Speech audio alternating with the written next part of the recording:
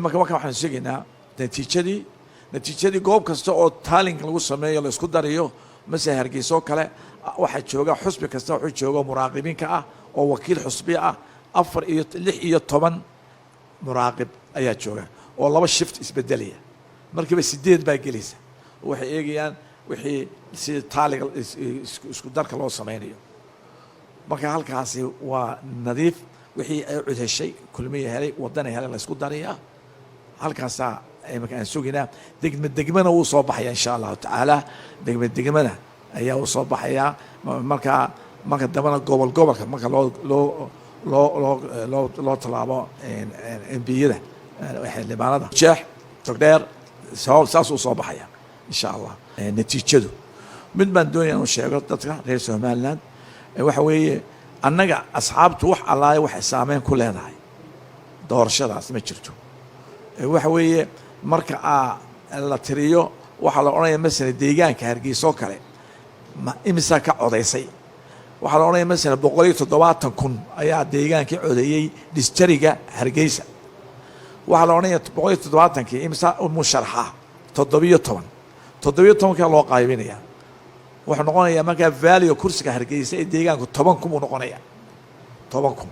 marka la oranayaa ucud maxay heshay wixii ucud 17keedii musharax من 3,000 helay 5,000 helay 300 helay ayaa la isku daraya mesela waxay hesay 8,000 10kii baa loo qaybinayaa 8 kursi helaysa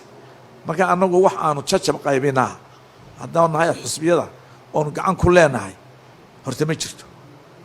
waxa weeye codka cod baa lagu soo wada baxay tirada guud hadii tirada guud cod fiicnaato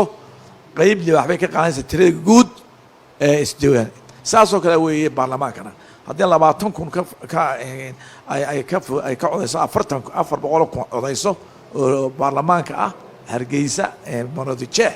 20 loo qaybinaya kursi wuxuu noqonayaa 20,000 ucud baa maxay heshay laba waxa shay 160,000 baa heshay 20 baa loo qaybinaya 8 kursi helisa waa caynka marka waxaan dadku haysteejiyo waa tusaale hadda waa tusaale marka waxaan tusiyaa in anagu aanu saameyn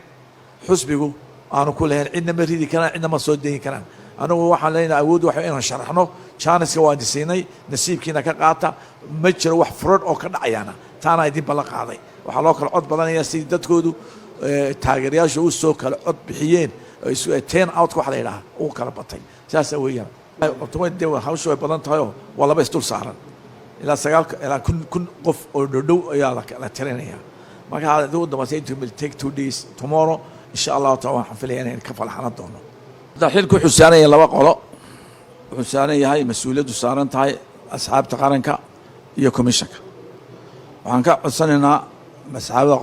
asxaabta doonahay inaanu dadka aanu wax aan official u soo bixin speculation inaanu dadka gaarsiinaa hal iska ilaaliyo waxaan leenahay komishankana wax leakage oo soo baxa inay sii daysaan iyadana waa iska ilaaliya waa inuu arrintu noqdaa wax leakage bixaan aanu jirin ilaa natiijada official u soo baxdo dadka ayaan markaa confusion gelin dadka la jaawareerin ayaan dadka leenahay waliba asxaabtaan leenahay xalata qaar ma arkay leh caawa dabaaldeg u diyaar garooba leh oo ku qoray media social media ka joojiya baan leenahay dadka halaab kicinina ilaa natiijada insha Allah khayr inoo soo baxayso leakage laga ilaaliyo media saas oo kale leenahay speculation wax speculation